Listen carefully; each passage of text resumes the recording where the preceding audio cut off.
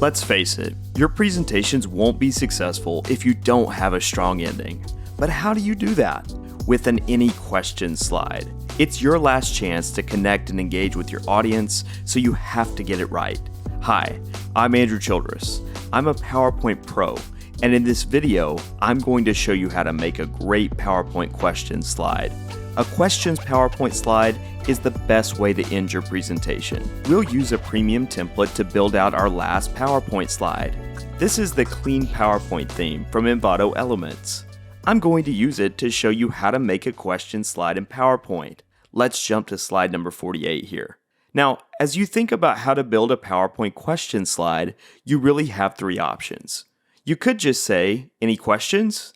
But I've found that it pays to use a questions PowerPoint slide to first thank the audience. This makes them feel appreciated and more likely to engage with you. Watch as I swap out this text here, replacing it with my own words. I'm acknowledging that my audience spent time to listen to my presentation, and I'm offering them the chance to start a conversation. Slide number 23 here is another top choice for a PowerPoint question slide. What you see here is a classic Q&A slide layout. But it's not just that. See these questions here? Think of them as conversation starters.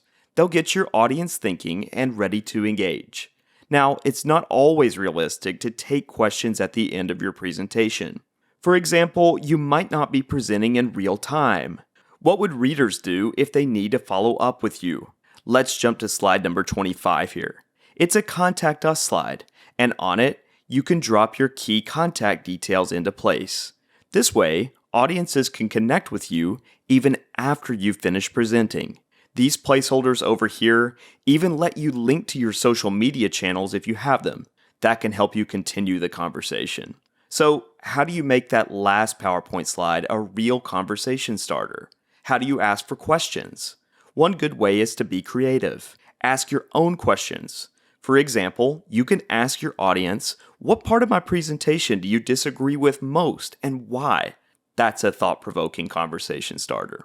Similarly, you can pose hypothetical scenarios, asking your audience to really reflect on your message. When they do, good questions naturally emerge. And try to ask your audience for questions as you present.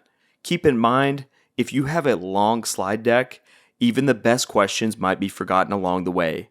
Check in with your audience regularly. This way, you'll keep them engaged and focused on you. And finally, you can plan to have a friend or colleague in the audience ask the first question.